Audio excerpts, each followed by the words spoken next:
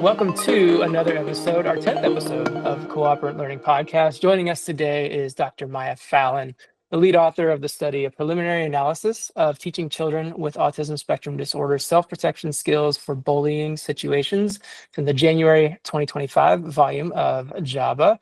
Dr. Fallon is a licensed behavior analyst in North Carolina and a board certified behavior analyst at the doctoral level.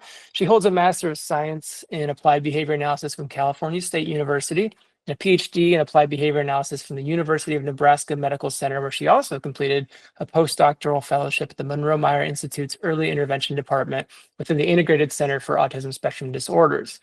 Dr. Fallon brings extensive experience in designing and implementing intensive behavioral interventions for both early and advanced learners with autism and related disorders. She served as a guest lecturer for graduate level courses, mentored graduate students in early career professionals, and published research in leading journals such as Journal of Applied Behavior Analysis and Behavioral Interventions. Dr. Fallon, welcome to our show. Thanks for being here. Thanks for having me. Yeah, we're enjoying a little heat wave here in the Midwest. How are things in North Carolina? Still warm, but cooling off from other weeks, but we still have that humidity. The humidity is the big factor. Yeah, for sure. Well, we're really excited to get into this paper that you've authored. Before we get into the research, tell us a little bit. Autistic children are, a lot of studies indicate, are at higher risk of bullying, being victims than their neurotypical peers. Was there anything that kind of motivated you to focus on self-protection skills for autistic children, or like specific case or gap in the literature? Yeah, so the story of how this project kind of came to be is, at the time I was working at the Monroe-Meyer Institute in Omaha, Nebraska. And I was in a pro-social behaviors program, and they had a curriculum. And at the very end of that curriculum was teaching self-protection skills for bullying situations. And as a student, you pick up on like different parts of that curriculum and like put them on as projects. And no one had grabbed this one yet. And it was something that I knew parents were going to be interested and wanted for their children. And that's exactly what happened. Is I had multiple parents ask me, could we work on this? They were really concerned that their child was either already experiencing bullying at school or it was coming. So kind of something, the opportunity fell in my lap. But as soon as I knew it was an opportunity, it was something I really wanted to dive into and start that discussion with everybody. Yeah, that's great. Several cases come to mind where, either historically or recently that's been a case for me. Even, some of the adults that I work with where either dropped out of school, that 16, 17, or, just decided like this is just not worth it.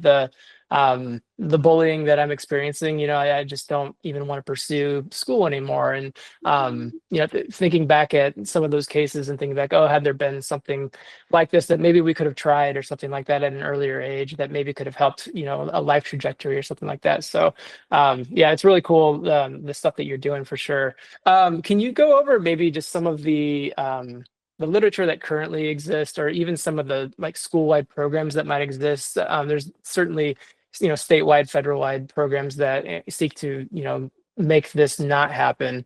Can you go over like anything that currently exists and maybe, what we know about those programs? Sure. So I'll go with like the school-wide programs part of the question first. So with school-wide programs, they're either doing an instructional approach or they're doing potentially an instructional approach with some active learning. And I'll kind of dive into what those mean. So what an instructional approach is think of like your didactic teaching, right? So maybe you're having a discussion about it with a group of students, or they're watching videos about it, or they're going through worksheets, right? There's not a lot of like practice, and that's that active learning part of it, right? So it's when we think of like the BST component, it is the instructional part of it is the instructions and modeling, and then the role play and feedback, that's that active learning approach. And what the safety skills literature has found is that active learning approach is crucial for teaching safety skills. So that's kind of what the literature shows so far is, if we want to see children engage in safety skills, whether it's responding to bullying or, gun safety or fire safety, they have to practice at some point. Right. Right. Yeah. Like the Miltenberger studies come to mind with Yeah. the gun safety and things like that. Yeah. And then are there kind of school-wide programs that utilize those approaches, or is it more, I think you said it's more of just kind of like the lecture-based, or is there a good blend of things? I don't know, like, across all the different schools, like what they lean heavier towards. My guess is it'll be based on resources, right? So like if they have Sure. opportunities for individuals to practice, they'll provide them, but maybe they can't do that. I'm thinking back, when I was in school and it was just like, if someone's being bullied, like, oh, turn the other way, walk away, don't say anything. And I'm wondering, is there a clear path of, where the research came from and what techniques are kind of successful or effective versus back in the 90s when I was told, hey, that kid's just stop giving you a hard time if you walk away. And I'm like, listen, I'm bigger than them, so I'm just not going to accept it. You know what I mean? Yeah, let's see if I can reflect on the question. Hey, where is the research Go or ahead. the techniques, that are being used regularly? And maybe it's a two-part question, behavior analytically versus just used in school districts. Have they come a long way in school districts on what they're teaching kids to do in bullying situations, or is it still just walk away from it? And then kind of as behavior analysts, what have we come up with that's maybe more effective or helpful in those situations compared to that old, oh, I don't know why you can't just walk away from the situation and let it be type of mentality that seemed to be so popular back when I was in elementary or middle school. So I think what you're getting at is the types of responses that will schools target, and that was one of the questions that I had to myself of when I got this project going. Right, what are those situations in which bullying could occur? What are the different types of bullying a child might experience? And how do you respond to those situations? And there's a couple of articles that in my big literature search down that caught my eye. And one was Ross and Horner, and they did this school-wide approach, and they reduced bullying, not completely eliminate it, across 3 different schools. And the skills that they taught were to first to say you don't like that. And if that keeps happening, then you go and report the situation. What I particularly like about that study too is it wasn't just the children who might experience bullying were taught different skills, but they also taught bystanders what to do when they hear someone to say stop. They taught the children who were identified as potential bullies what to do if they hear the word stop. So I loved that kind of demonstration of going at all the different areas of kind of what you're alluding to, what could be maintaining these bullying situations. And then the other one is the Stannis and colleagues, and they worked with individuals with adults with disabilities, and they taught one set of responses. So regardless of the type of the situation, to always go tell a staff member. And kind of like seeing those 2 ones, and they were kind of similar, to where you're talking about of this seems familiar, right? It's the walk away, tell them you don't like it, and then go find something else to do. And one of the things I was thinking of is, okay, but what are the other discriminations that are part of this? Is like Ross and Horner, they repeated occurrences, right? Like, what do you do when it's happening over and over again? Does that change your response? What do we do if it's name calling versus, right, someone's going to hit you, right? That level of severity, do you do you respond differently during those situations? And I went with okay, let's think about these as different discriminations, right? How would we teach a child to respond to an immediate threat? Okay, maybe that's a situation, let's go get an adult for help because your physical safety is at risk. For the name calling, it could be the name calling it is an intent to harm, which is part of that bullying, right? It also could be playful banter sometimes, right? So in that one, I was like, okay, let's see if we can teach the child to resolve the situation independently, right? Let's see if just telling them, the person, I don't like it when you call me that, don't say it again, works enough. If it's a friend who maybe they were just teasing around, they might be like, oh, okay, my bad. If it's not someone who is, trying to be playful, they might say it again. And now that kind of signals that that person might be looking for a different response from that individual, right? They want to see them get them upset. And maybe then go walk away and find something else to do. Get out of that situation. So then your emotional safety is also protected. So what we're trying to like do is can I teach conflict resolution? Can I teach a child to discriminate when they need help versus when they don't? Because also considering, like, what if you teach a kid to always report on their friends? They're not gonna like, those kids don't want to play with them anymore. Or the teacher that they have this kid over and over again keeps coming up and reporting things, and maybe the teacher thinks, okay, they just be responding on like independently on some of these situations. Maybe they just don't have the time to come running every single time an upset happens. So then we're talking about like these behaviors aren't contact and reinforcement from the teacher's responses as well, right? So taking some of those considerations. So that's kind of where, from your question, where this all came from, and led into these specific responses for the study.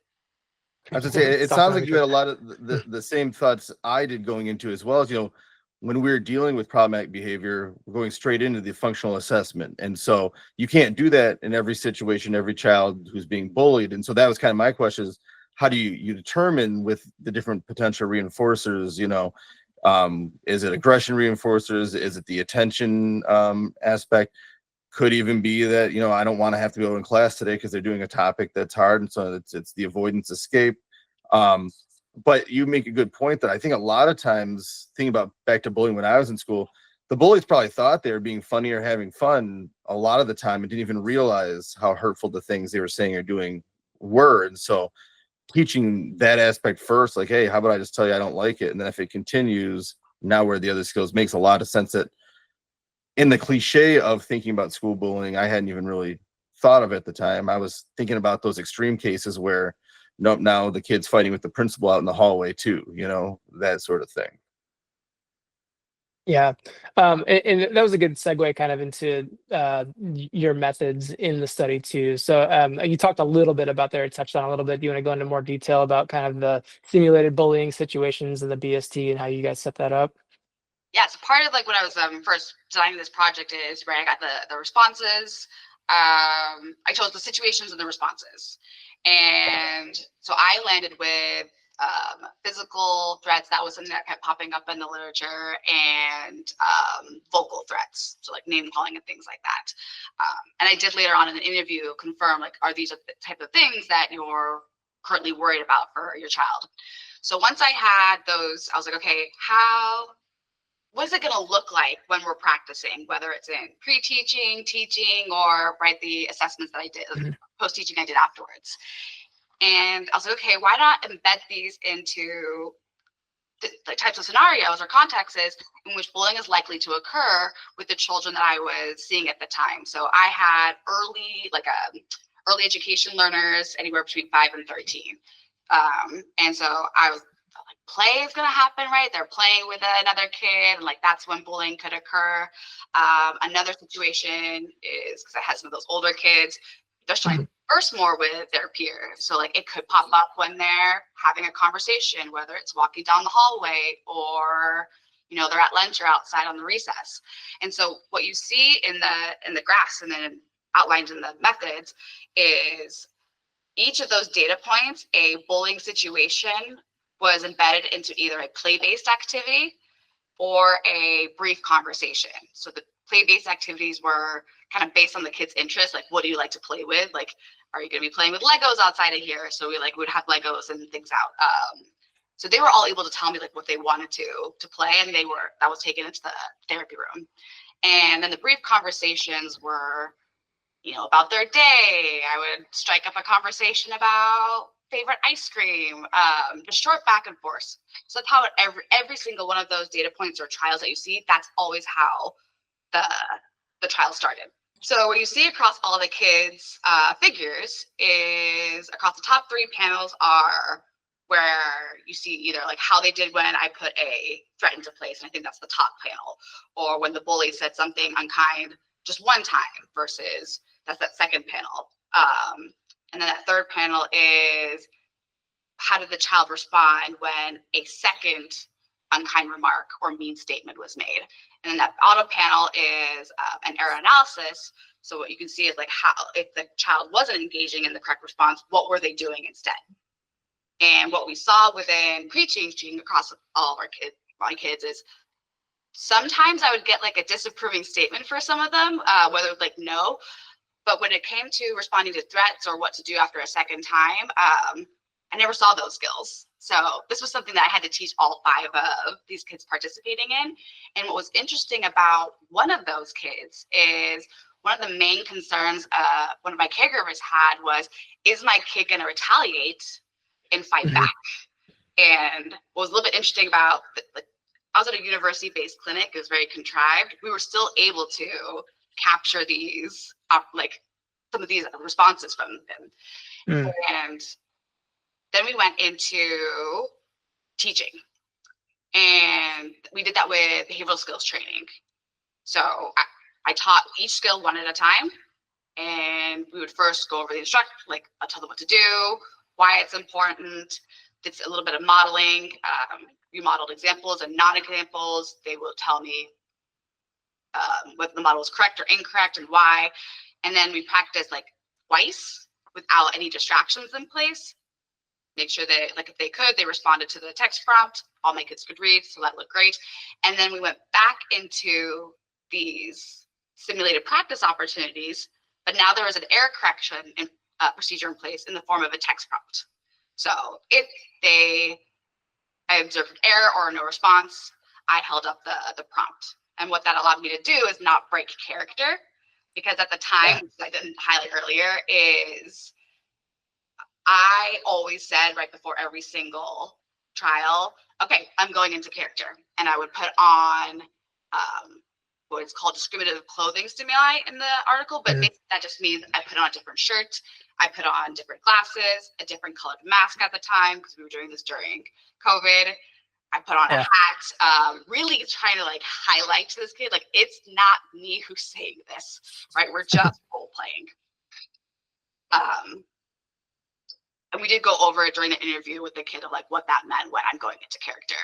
And so we would then practice. I would hold the text prompt. Once that looked good, we would then baseline the other ones, other skills, sorry. And then I would teach each one at a time until they were engaging in the correct self-protection skill for that corresponding situation when all the trials were then being run again. So when I'm doing this in like all the different situations, those top 3 panels, they're all being interspersed back again. Okay. Yeah. So like a threat of harm is going to require a different response than, just like a teasing or something like that, where threat of harm is to go find an adult and report that, right? Yeah. Yeah. Very cool. So yeah, so picture like an hour-long appointment. I'm going to have 4 practice opportunities, and 2 of those are going to be a vocal physical threat, in which I'd say like, I'm going to push you or something like that. Or I would say, I'm going to break your iPad. And then the other 2 included either one unkind statement or mean statement. And then the other one included 2 unkind mean statements. And they would just be randomized of how I did it. And then across those situations, I would then either embed them into a play-based activity or a brief conversation. So that's how it was like set up. And then when the kid was ready to practice, I would say, okay, I'm going into character. I would then change. I would then begin whatever type of context it was, whether it was play or a conversation. I would then present the challenge, the bullying situation. And then depending on what condition we were in, right, either I just ended the trial regardless of how the kid responded. So that was like the pre-teaching and post-teaching phases. Or if we were in that text prompt, if they engaged in an incorrect response or an error, right, I would hold up that text prompt. If they got it right, I was just like, all right, cool, we're done. Yeah. Go back to doing what we're doing. And then most of our time was actually like, we were just hanging out, playing, having a good time, building big cities, having conversations. So that's kind of like what the overall like appointment looks like. I appreciate the care that you took into making sure, like, not only the discriminative stimuli to like indicate that like, hey, we're going into character, but also just making sure the child understood like this is not just an adult being mean or something like that, especially in like your preliminary analysis of this. I appreciated that. You also interviewed caregivers beforehand, right, to do like a social validity assessment. I did. Yeah, what role did they play in this whole process? They played a big role, and I included the kids when I could as well. I think actually, if I'm remembering correctly, all kids participated either with the parent or like I did it separately. And we went through the different types of bullying situations. We went through the different types of responses that I could teach. We talked about how teaching could look, and at each step of the way, I was gauging, how do you feel about this? Is this okay? So yeah, so we did get some social validity measures from our caregivers. And then I asked similarly too, like some of these questions to the kids, right? So what type of names have you heard already? And so, my little 5-year-old said, I got called a lunchbox and I don't like it. So like one of her targets she had to respond to was I called her a Lunchbox. And I was checking them too, of like, are you okay to come practice and do this with me? And they would all say yes. And then that check-in too happened at every single appointment. You ready to come practice and do this with me? And they would all, every time they said yes. Cool. To highlight the kids that I was working with, they were either in a general education classroom or it was a split. And these kids were past the VB. They could have back and forth conversations, right? Like how almost like you and I are having right now. They could talk about their day. They could talk about their interests. So they were pretty advanced learners in that case. So yeah. I felt comfortable accepting their yes in that moment, where I know, with some others, that might not be a great way to measure assent at that time. But for them, it really worked. And no one ever tried to leave. And I never got reports from the caregivers that they didn't like it. Awesome. So go ahead, let's step into like the results and maybe some of the major takeaways, some of the implications or questions you had at the end of the study, what you found and what your discussion points were. Sure. So the results show that, at least to teach initially, BST was working. And for 3 out of 5 of my kids, that's all we had to do was BST, textual prompt, and then we could fade out into post-teaching and then check maintenance later on. For 2 of my kids, after I either taught 2 skills or all 3 skills, what the error analysis data showed me was they were engaging in discrimination errors, whether they were reporting after unkind remarks or giving disimproving statements after threat of some sort of physical harm. And at some point, they kind of just most of them just chose what those 2 chose one, and that was how they were going to respond across. Gotcha. And so it was Joe who I first observed these discrimination errors. And Joe and I had worked together on some conversation skills. And at the time I was looking at different types of vocal feedback to give after, we were practicing some of these skills. And I thought that was interesting.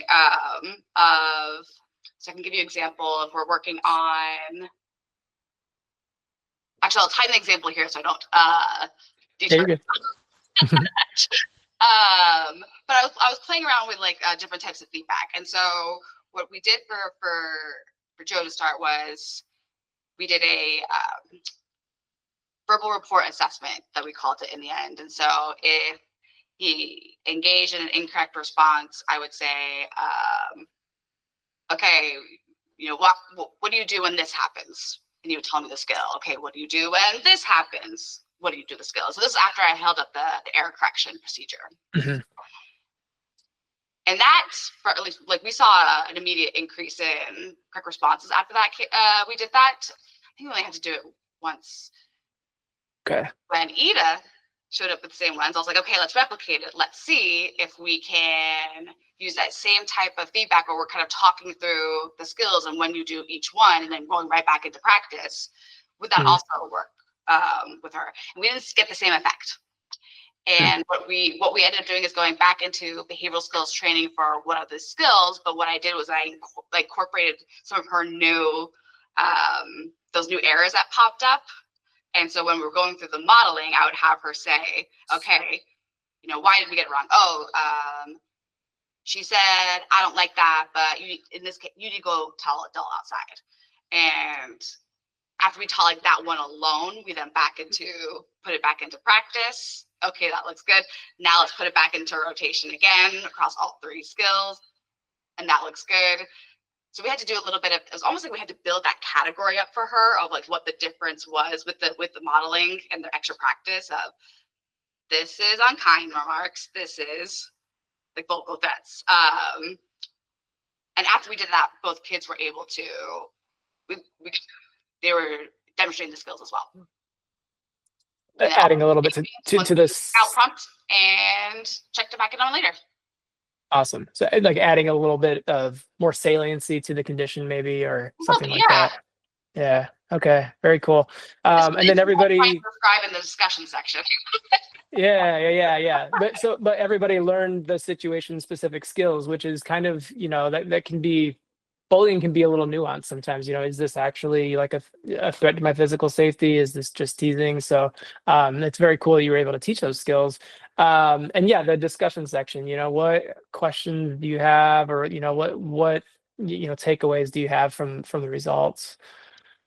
Yeah, one of the big takeaways, right, is we've shown again that active learning seems to be a really big, that's the key feature of teaching these skills. Right, we see with some of our kids, like almost right after BST, they would get it, but they sometimes still need like a couple of times with the text prompt. Some kids need a little bit longer time with the text prompt for us to see the effect of the behaviors. So that was kind of one of the main takeaways for that one is, okay, yep, this is an active learning approach that still works. But one of the big questions that I had for this project is, with an active learning approach, and after the parents see these videos and look at teaching and how these kids are responding, does it also, like, is this socially valid? Right? That was one of the big concerns that I had with, or not concerns, I think a big task I had at hand was not only evaluating a teaching procedure that was used with adults, because Stannis and colleagues did something very similar, but is it, how are parents going to feel about it after they see it? How are kids going to feel about it when they're going through it? And one of the big takeaways was, it was okay. The kids didn't mind it. They never, they never asked to leave. And when parents saw it on the videos, they were like, yep, that was fine. They needed that practice. So that was kind of one of the big ones as well. We did have a big limitation, though, that I do kind of want to bring up, is one, I didn't test for generalization.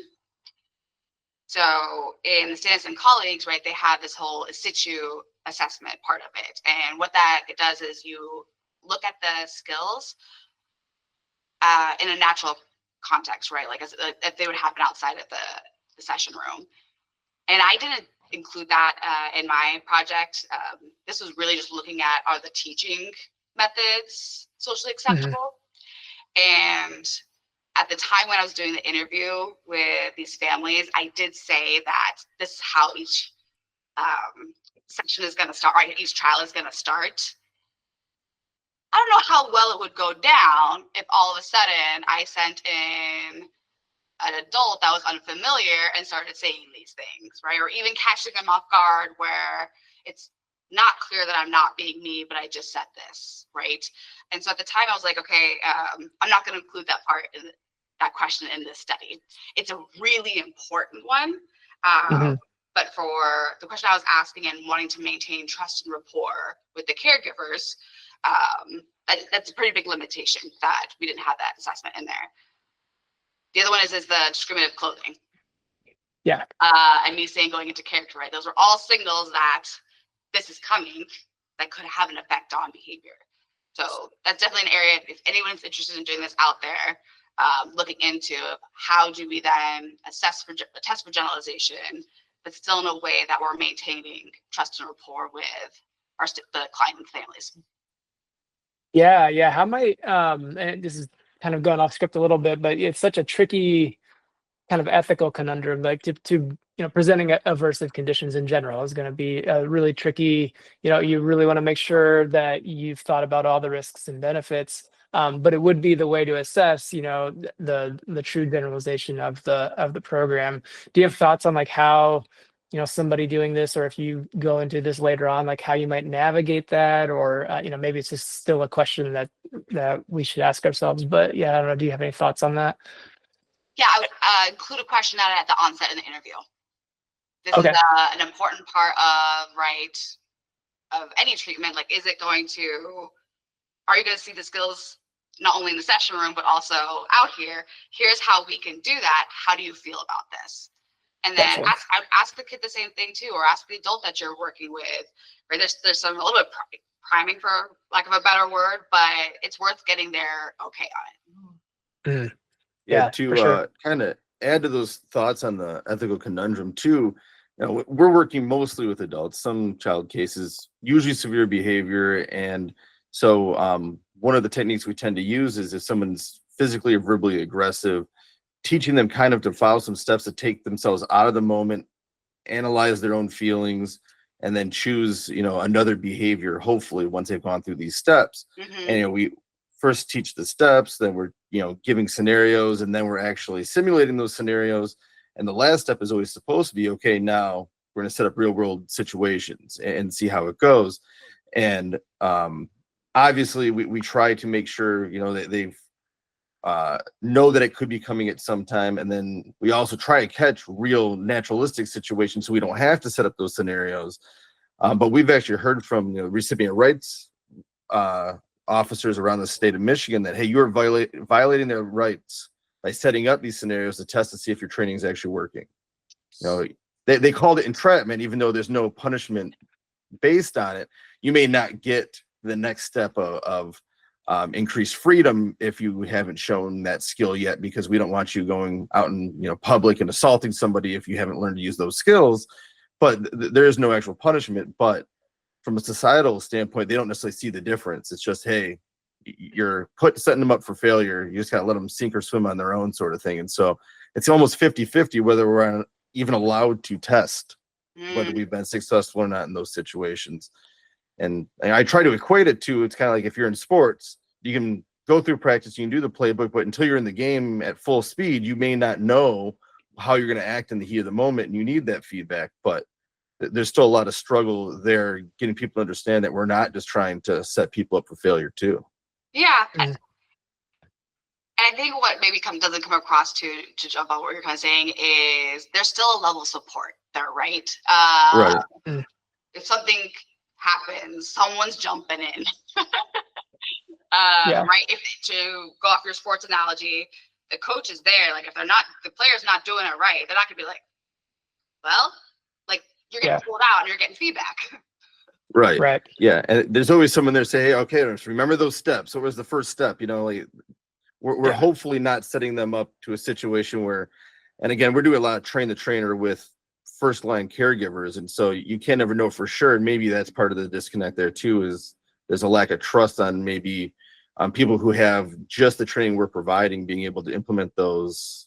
I don't know if that's really an issue or not, but there always is somebody there that's supposed to be well trained in how to implement that. So you'd hope there's that level of care, but I think anytime you see anything that may be troublesome or aversive to the individual, they think punishment if they're not in our field. Yeah.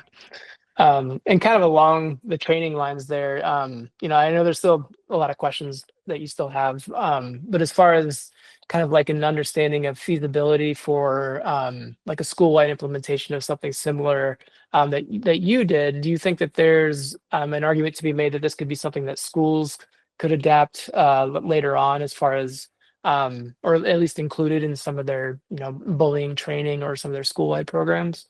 I think it's a great question, and I think it'd be like, if anybody's is interested in that, Ross and Horner paper is a good one to see how they did it, and how much time it took out of right, the teacher's day or whatever school staff was running it.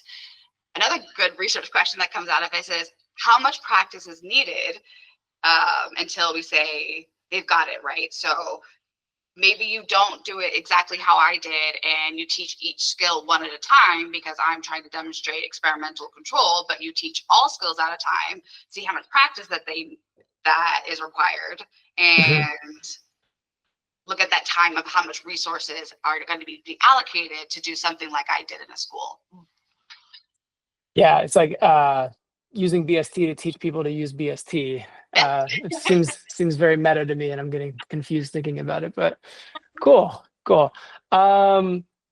We talked about limitations. We talked a little bit about adults. You know, some of the I like to always include a little bit about the adult sector in our conversations on these shows, just because there's, you know, self-advocacy is always a big concern. Assent in treatment is always a concern where, you know, some of our folks just kind of either get walked over or, you know, don't know how to report if they're being mistreated, or don't have the skills to say, like, you know, I think that somebody's stealing money from me or taking my medication, or, you know, just making my life generally unsafe, or, you know, a level of, you know, aversiveness is around in my life. Is there room, you know, is there a question that we could think about in terms of like applying similar interventions to that context? Yeah, I think the general procedures, right, that are outlined in the paper could be adapted across a variety of clinics, like could be done with adults. The specific teaching procedures is depending on, right, that skill set. So, right, my kids were against those advanced learners who had a high advanced vocal verbal repertoire. So we could use, and they could read. So we could do a BST approach with, we're talking about instructions and rationale there, we're going through modeling, and but if that doesn't work, like that is not the most appropriate intervention for others, is an errors learning approach could work, right? Doing something like with 0 second and then fading out those prompting. I think the general procedures that, yeah, embed situations which they're going to have to respond to, and kind of simulate that practice, right? Simulate someone taking their medication and having that walking them, like prompting them through how to respond during that situation. Great, that's awesome. I'm kind of wrapping up on time a little bit. Is there any other questions or anybody comments for our guests?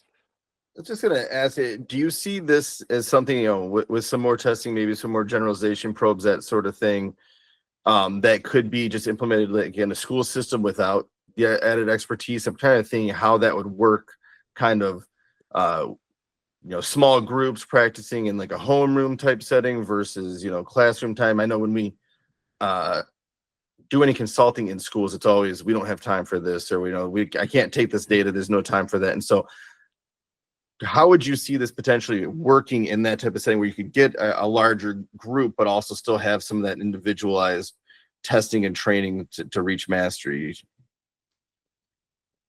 Yeah, it's a good question.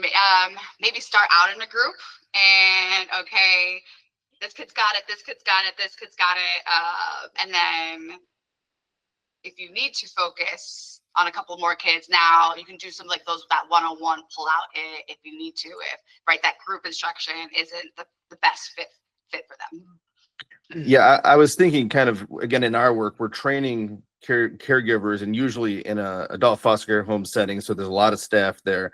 We get an hour or two to do some modeling and role play with the group, if they'll even participate. And then we're just going out an hour or two at a time giving feedback sessions. And I think it was, I'll probably butcher the name, but Alavosis and Salzer Azaroff 1990, when I was doing my dissertation, I found like one of the few that actually showed feedback sessions and how many were necessary, and actually to get, you know, staff doing just normal medical routines to reach mastery. And it was showing like 12 to 17 feedback sessions. It didn't matter how long it took. It could be across a couple of weeks or several months.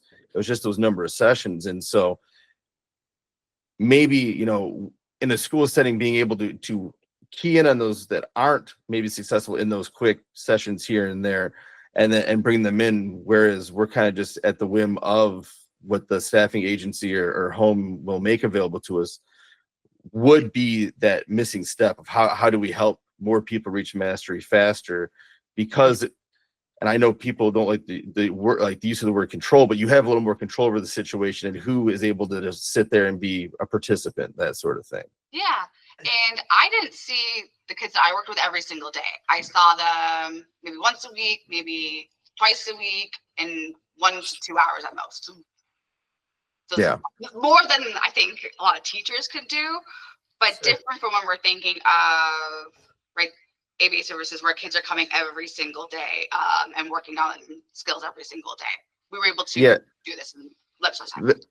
That's I think what I was getting at too is like, would it work without being in that kind of traditional, you have 40 hours a week, and I know it's not always 40 hours a week. There's a lot of contention in that nowadays, but that idea of I can work on these skills for a long time now versus, all right, I have an hour with you in homeroom.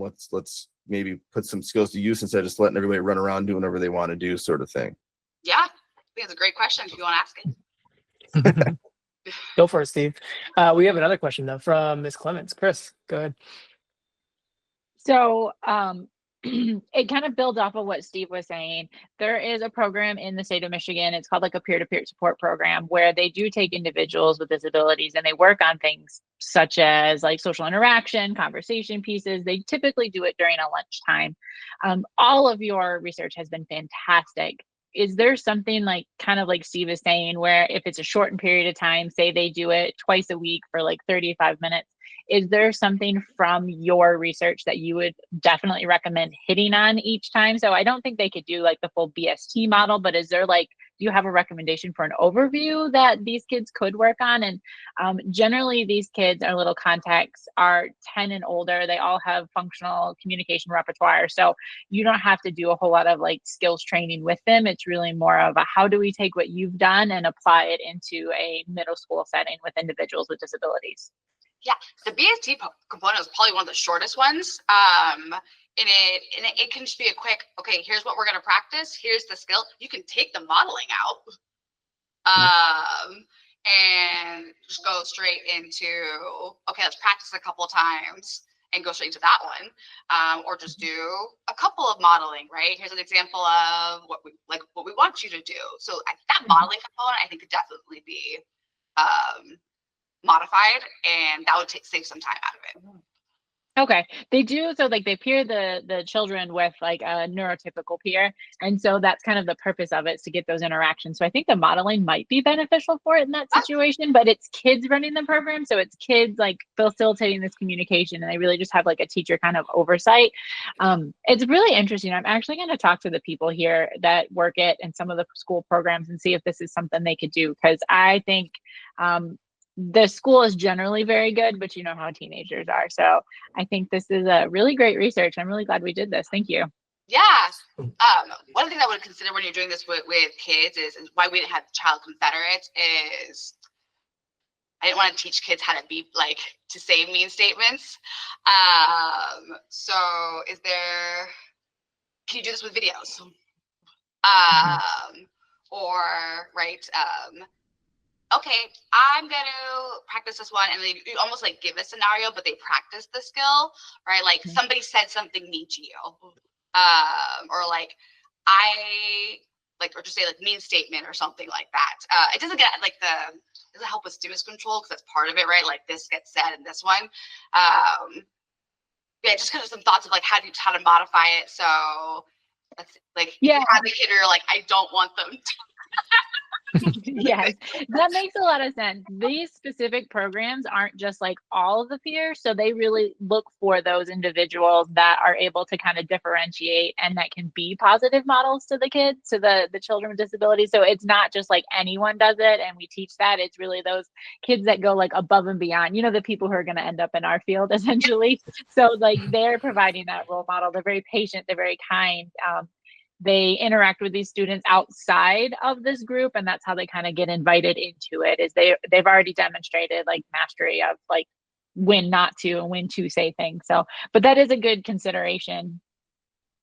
Yeah, that's another one of the limitations mine of like, right, most likely an adult is not saying this to you, it's a kid. And like, does that part of the teaching that I did also affect like the transfer of skills outside of what I did? A couple of my kids, I did get reports from parents that they were using the skills, so I was like, okay, that's cool. I never got actually like eyes on it, which I would have loved. Like that's another like kind of step of like, could I actually see these skills out at a school or on the playground, and like how are peers responding to it? Are we addressing that source of reinforcement as well, right? Like the Ross and Horner with the bystander responses. No, but no, I'm picturing giving my oldest boy the freedom, like, hey, go bully your younger brother, just so he can practice his bullying skills. The oldest would take that and just run with it. It would be Lord of the Flies situation probably before I knew what happened. So, But you have siblings who are like, they already kind of do that with each other. Like that would be a great way to like assess, like, okay, like are they using whatever self-protection skills that you guys selected on? Like, is it occurring with those ones, right? true. So that would be like a great like natural test where Yeah. you don't have to teach anybody anything. Yeah. And Yeah. Yep. It's that older brother mentality. It will definitely happen at some point. So yeah, if I'm there to catch it, we can see the responses for sure. Anything else from the audience? I was just going to add, I know that you said that the use of the discriminative stimuli, it was kind of potentially a barrier to, knowing what happened with mastery or the transfer of training, but it's something that as a behavior nerd, I love seeing that sort of stuff because we're just not doing enough of it, I don't think, in the real world, using those stimuli to show, okay, now this is the training session, to try to, really key in on what those key figures are, especially the use of the visual prompts. We don't see that much in our work in the real world versus in the studies. And I wish there was a way to kind of key in on getting people to use that more, because I think it's so powerful. And you kind of just mentioned it quickly, but the ability to give that feedback without interrupting the response is so important. And it takes me back when I was doing my master's project before I thought I might want a PhD. And so I had to go back and do my thesis and then dissertation, but I was using auditory stimuli to reinforce play skills, because every time we deliver a reinforcer, it interrupted the skill and we never got past a certain point. And so using the auditory stimuli as a reinforcer, and we just flew through that program afterwards. And so it's so cool from a science perspective how those things work. And I wish there was a way to teach people in the programs we have available how powerful those things can be if we could really key in on that a little more. Yeah, that detail came from my time at CSUN, so Cal State University Northridge, where I was working under Dr. Stephanie Hood, and she's published in the area of conversation skills. And we would engage in like 20-minute conversations with these individuals. And while we're still in teaching, we wanted a way to provide feedback, but not disrupt the flow of the conversation, right? Like, okay, we're going to pause this. I'm going to give you a little feedback, and then we're going to go jump back into it. So by just holding up a sign that said, right, like ask a question or make a statement on topic or shift topic, or anything like that, it allowed that flow to keep going and not be disrupted. So that detail came from that experience. Yeah, I think that would work here. I think it was my work with Stephanie Peterson in grad school, where I was like, oh, wow, look how cool some of this stuff is. And now trying to remind people to use it too.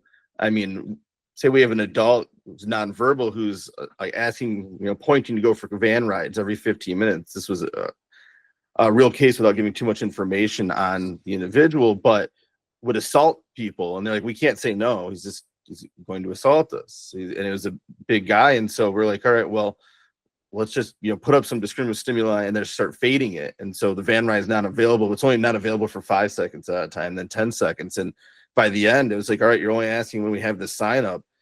And it was so cool that we didn't even have to worry about extinction bursts or anything. We can just, use that to our advantage. And I hope to see a lot more of that in, our applications in the future. Yeah. Cool. Well, we can wrap things up there. Dr. Fallon, thank you again so much for being here and sharing just this wealth of information. Very cool stuff. And we hope to see more in the future for sure. Thank you. This was a fun conversation.